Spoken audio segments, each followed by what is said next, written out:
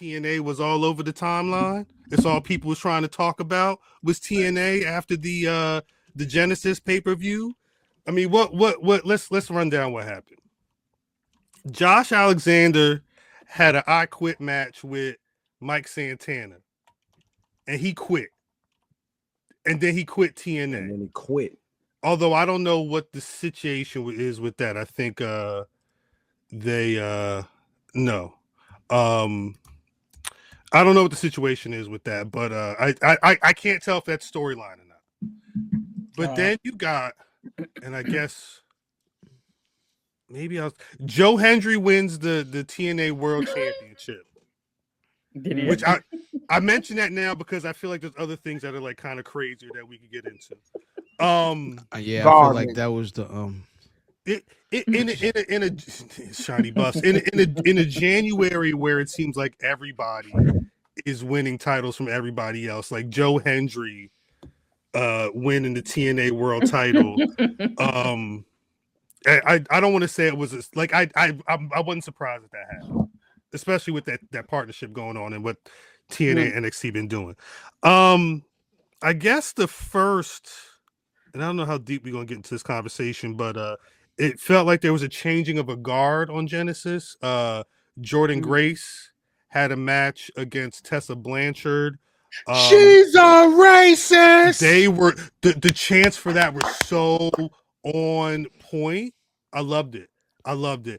Tessa Blanchard, it felt like a changing of the guard. Tessa Blanchard won in what sounds like it was Jordynne Grace's last match. There were rumors going on as early as like Tuesday that don't be surprised if Jordynne Grace is spotted at the Performance Center later this week. I haven't heard anything about an official contract or anything, but I mean, correct me if I'm wrong, it feels like the Jordynne Grace to WWE situation this time last year was like everybody's like, oh, I don't know when, but she about to be there. Oh yeah, we knew that. She's going. I mean, I knew she was about to be there because Big Sis got that blonde. That blonde was given. The blonde with the black roots with the bangs, bitch. Oh yeah. I was like, it was blonde. Oh, that's a WWE look because that wet and wavy red shit. I was not here for it. But this blonde is giving. Oh, okay, bitch. You still think Vince work for the company? Okay. I'm here for it. She looked like one of now because she looks like one of those projects. You know what I mean? Like it. I don't want to be too. I don't know if it's a direct parallel, but when you think about Jordynne Grace, are you thinking about her going to NXT, or does she kind of feel like a Jay? Like, could they take her like a Jay Cargill and be like, "We're gonna get you up to speed, and then as much as we need to, and then you about to be on our Raw, you about to be on Netflix in a couple of weeks." Is she? How is she on the mic? I haven't really seen much of her on the mic. I'm not impressed. I wouldn't call her a promo like that. Yeah. Mm-hmm. I would say I would like to see her do a mini stint in NXT before she goes to the main roster. Because I feel like how long's mini? 2 months. It's like 2 months. So so would you think she debuts at the Rumble and then by like the Monday after Raw, she may get drafted to one of the main rosters or something like that? Or you think she'll go to NXT after the Rumble? Okay, I take it back. I say she stays in NXT till WrestleMania. Yeah, it has to be. And then goes to the main roster. Because I feel like acclimate, right? Like acclimate. Right. She's in the ring. I felt like she's shown that she can just come in and just adapt. Right. I think that's the word I want to use. But it's the mic work that I kind of want to see. Like now, that makes sense. How she holds a storyline. She was in that one women's 8 or 10 women tag match, but I don't think she's done a lot of NXT. But that wasn't a story, right? But I'm saying she was backstage once, but I don't think she's done a lot of promo work. So there's probably a lot of room for there. Were you going to say something, Fan? The one thing about her going to NXT is she would have to be there long enough to have a feud and blow it off, right? Mm-hmm. I almost feel like that might be too long for her to be down there. Just because they're bringing so many girls along already. There's a lot. There's a lot. You could just have her have matches at this point. Well, it's with this transfer window. I mean, Bailey's officially on Raw, but I feel like she did SmackDown, And Raw, NXT. and NXT over the last week. Like I think there's room to do that as long as there's a transfer window open. Can we find some lady jobbers to feed her? There's some of them is probably on NXT. Breaks off niggas. I like realistic looking physicality, and she is a physical young lady. Yes, Kivas. That's what I was gonna say. Who? Kivas said his question was she took out Jade. Everybody took out Jade at this point. I specifically asked this question. But I mean, talk through the theory though. What's the theory of Jordynne Grace taking out Jade Cargill? It's to be on take her spot. Yes, and it gets the eyes off of, like it brings the heat, and then it gets the eyes off of Naomi and Bianca. Because they're friends. Yeah, it gets it off of them. But wait, you mentioned them though, right? So because the big three would then still be the big three. It's still a big three. Would you see Jordynne? Because like what's the name? Tiff Stratton left. Nia Jax and Candice LeRae. Could you see Jordynne sliding with them? Because they've kind of had static. Nia Jax got static with everybody. Which is cool. I fuck with that. Some of that has been Bianca and Naomi were involved when Tiffany won. I think they paid. They had a receipt the week after, something like that. Yeah. Nia may have pushed Bianca to a steel steps or something like that. Yeah. What's homegirl with Shorty G in them?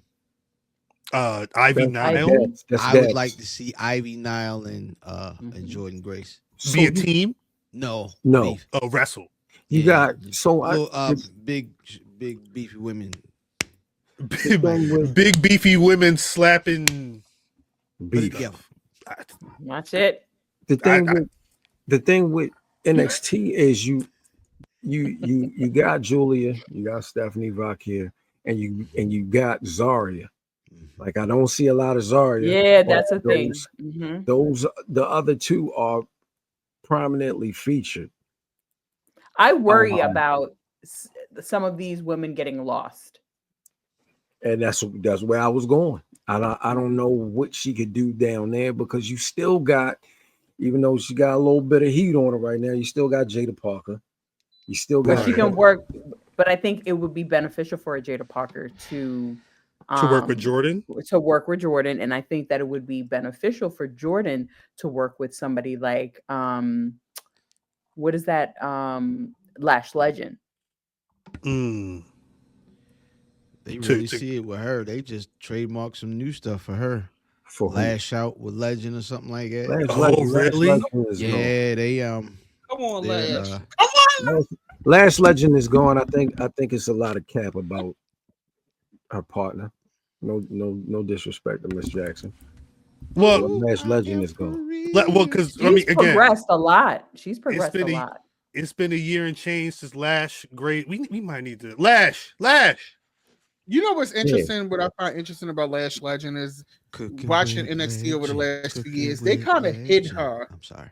If in the wrestling respect, that you didn't really see a lot of her wrestling, and I feel like she worked a lot behind the scenes so that now right presented a certain way. They hid her a lot in Metaphor, and I think that was a good. I think they did right with her. I think that's a. I think I actually say that once that whole what's that white girl's name? Which one? Damn, Nunchuck. Yeah, Nikita Lyons. Nikita, when she had that when she first came onto the scene, beefing. Lash was lashing, and then they put her with her. Right. That was Lash's segment, right? Her talking segment, right? Yeah, that was when she kicked in her mouth. When she kicked in her mouth. After that, we didn't see her for a while. Right. And I don't know why. Right. I feel like Metaphor brought her back out. Well, that's what she told us that she credits the time with Metaphor to helping her learn about being, because there was 1 week they was all dressed as Scooby-Doo. 1 week where they was hosting the show. They hosted a whole pay-per-view. I loved it. She got to learn a lot about not wrestling, and I think after, because we talked to her, it was November 2023, and then over the last year, when people really started paying attention, not even talking about her and Trick kissing on each other, which they didn't really even do much with outside of that. A lot of her, she was wrestling on SmackDown, wrestling on Raw, she was wrestling in Saudi Arabia. Like she got to start learning that stuff. So yeah, it feels like she's poised to do something. I don't know. Jakara was injured for a minute though, right? Yeah, but I feel like she's stepped up. I feel like she's stepped up because she doesn't want to get left behind. Hey D, that's exactly what that's who she credited. Mr. D was Noam. Right. She gave him a lot of the credit. No, that was it. Lash is definitely out of there.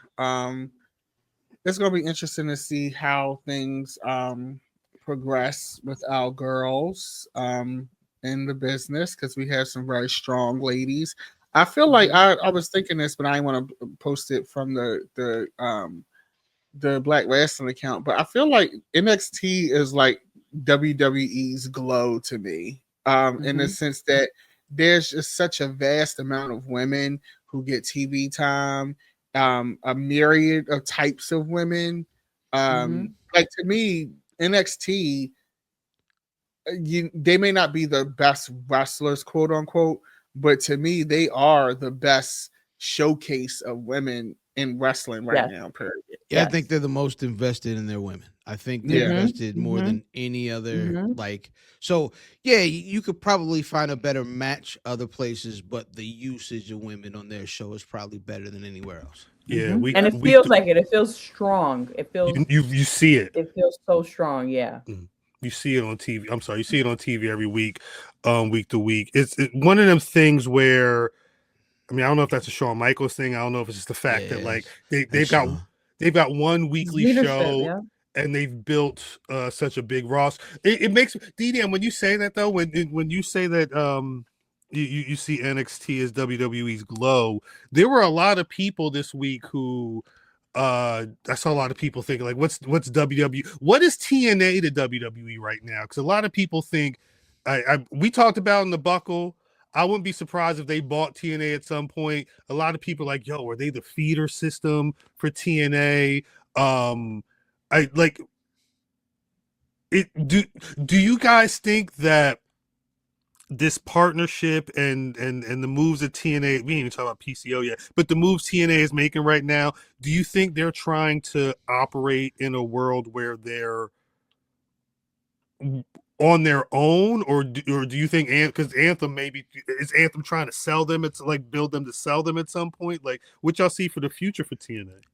Well, like several people in the chat said, they definitely are like the new ECW for WWE, and I do wholeheartedly agree with that. I think with TNA is quote unquote a feeder system. I think what concerns me about TNA is TNA was a place where, in my opinion, just from watching casually here and there, where if you weren't in any of the big promotion, the WWE and stuff like that, you could still work. You still got a good pay, decent wage, things like that. I'm concerned a little bit for those people, like the Dolph Ziggler's, the Dana Brooks, and all of those guys, because like now that TNA is with WWE now, like the Hardy Boys will be fine because they are just iconic. Oh yeah, but like for some of those other acts, like where do they fall now? I still think they need those guys though. I still think because until they get bought, now that's a whole nother conversation. But until they get bought, they still need people to be their guys, right? They still need to be because they're gonna have guys that they can feed to WWE folks, but they're gonna need some folks that have to beat WWE folks. And those guys that are their guys specifically, I think they still have to invest in people. So until that water gets too muddy and there's some sort of purchase there, then I think I would draw concern. The thing is, I would watch. I feel like this is WWE showing the world that this is how you do a Forbidden Door. And I think Mhm. this is where they'll use it to get some dream matches and stuff, and put people on TV that you usually don't get to see without kind of risking their people.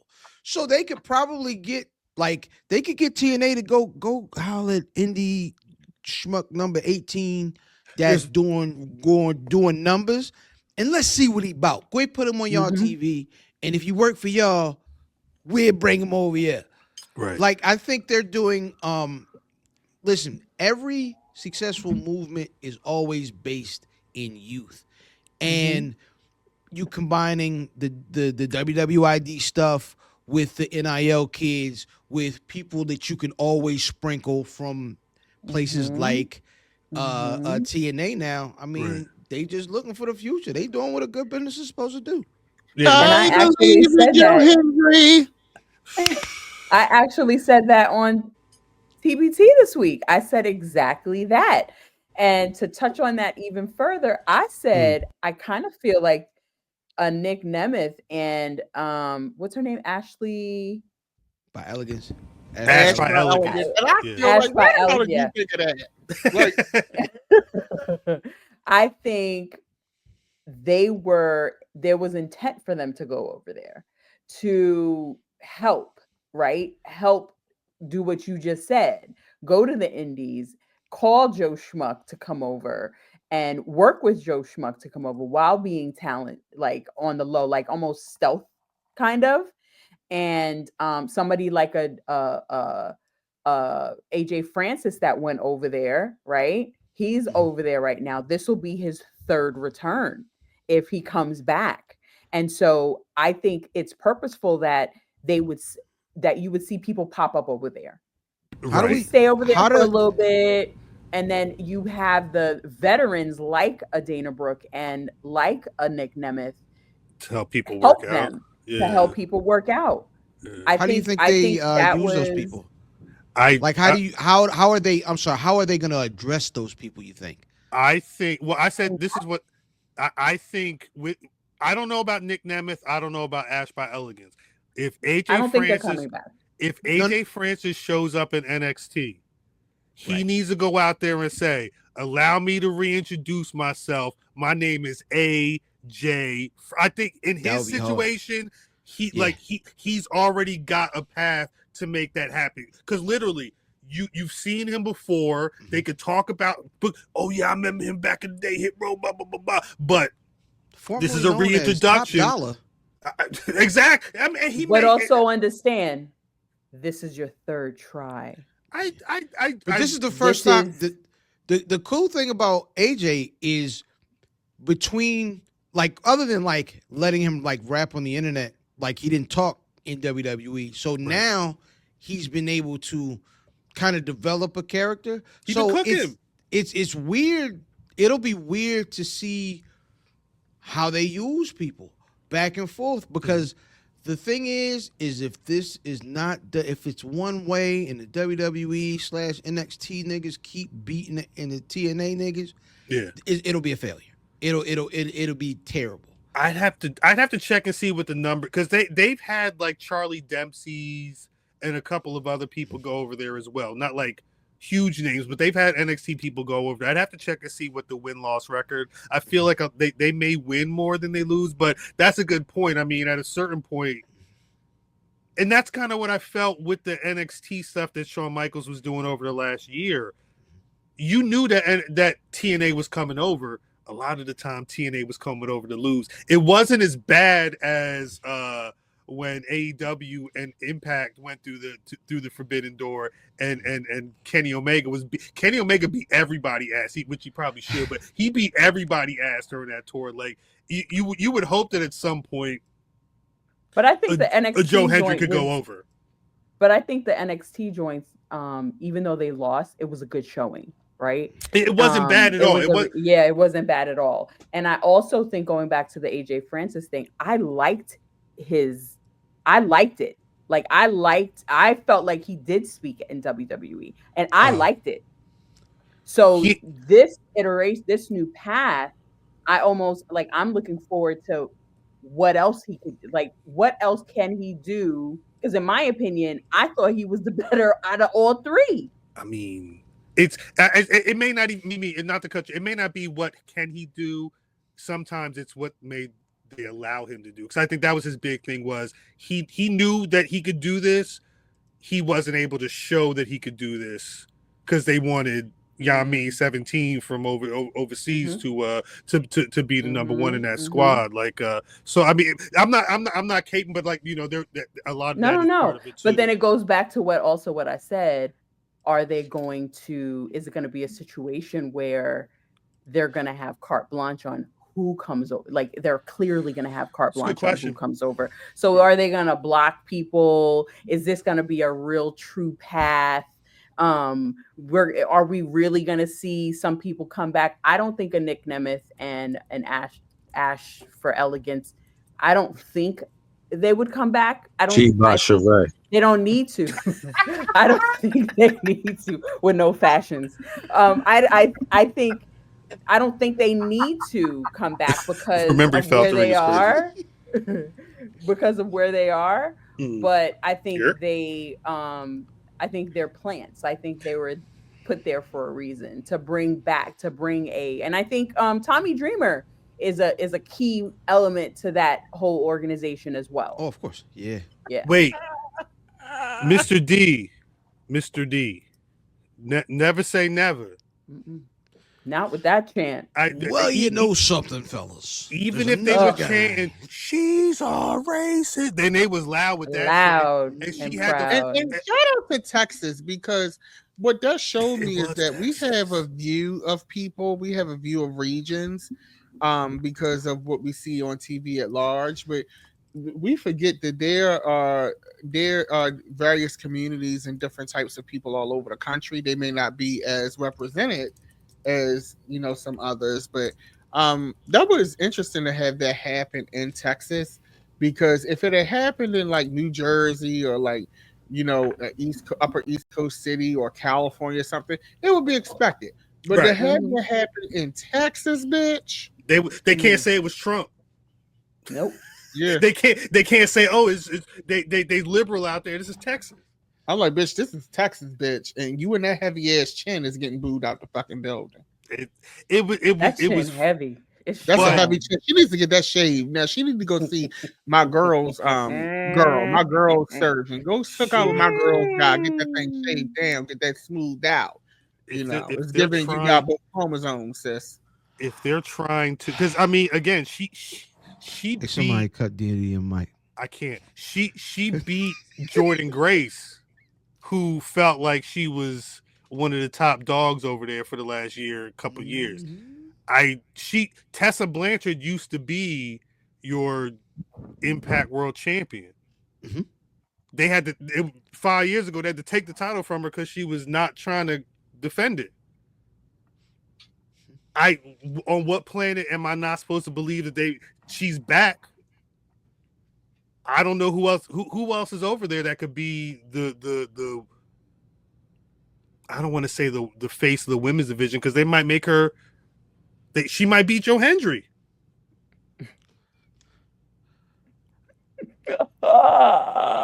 Hey, listen, leave Tessa Blanchard, bring over Tasha Steelz. Please, Cal.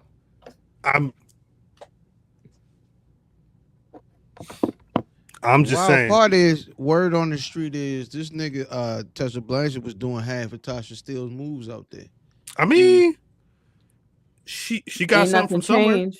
Ain't nothing changed. She got something from somewhere. Shout out for them niggas that didn't need a handshake. Facts. So one of the biggest things that happened, and we'll get off the TNA conversation in a second. One of the biggest things that happened in TNA over the past weekend didn't happen in TNA. There was a GCW show, and I guess this dude's named Brett. I think his name is Brett. Whoever runs whoever owns GCW and PCO, apparently they homies.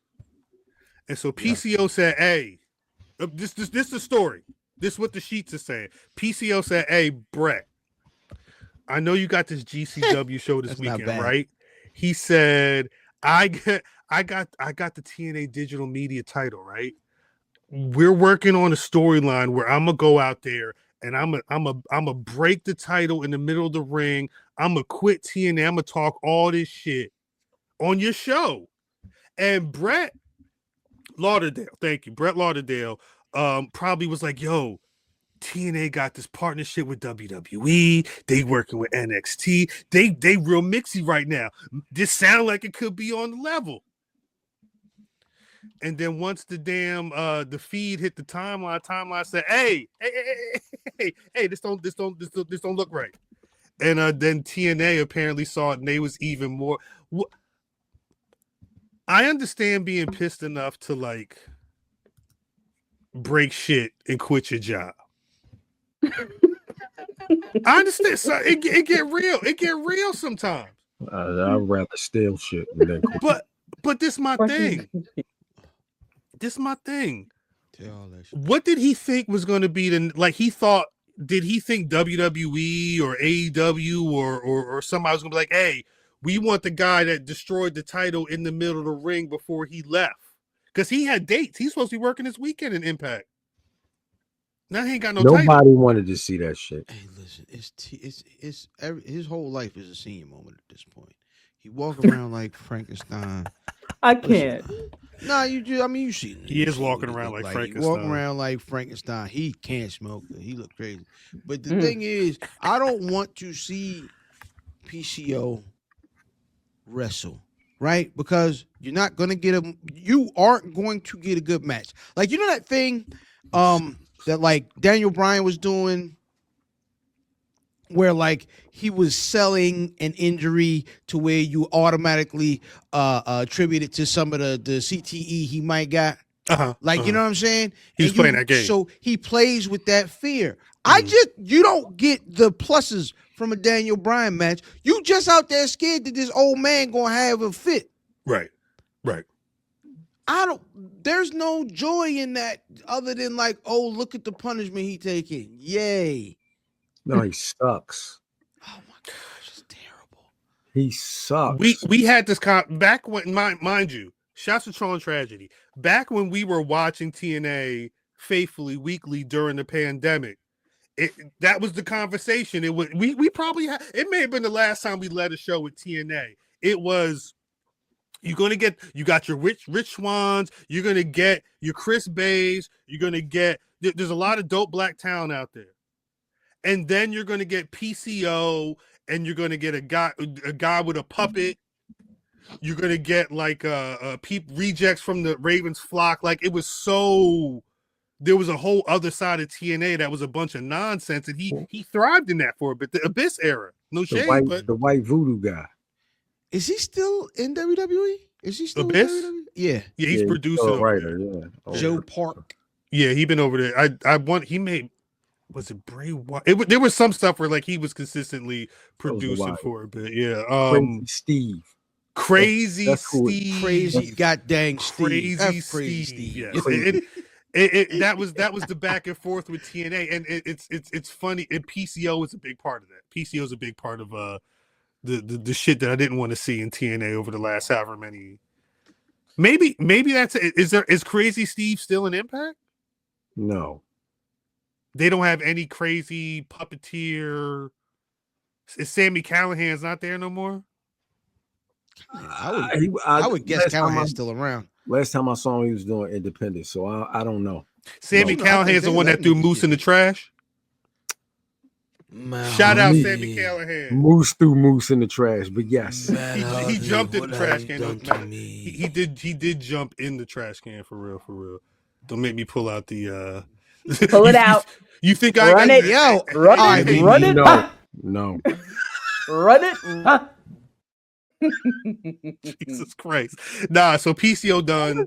Who was that guy that was wrestling on the pay-per-view against Moose? Alex. Hold up. TNA. Because I one thing I do not do. He was like mad thick. Sorry, Kyle. That's the X division. That was the X division match. That's Ace Austin. He's the that was Chris Bay's tag team partner. I'm he had a absolutely. Awesome. Awesome. I came to win. Absolutely, Ace. Shout out Chris Bay. Shout out Chris Bay. Huh?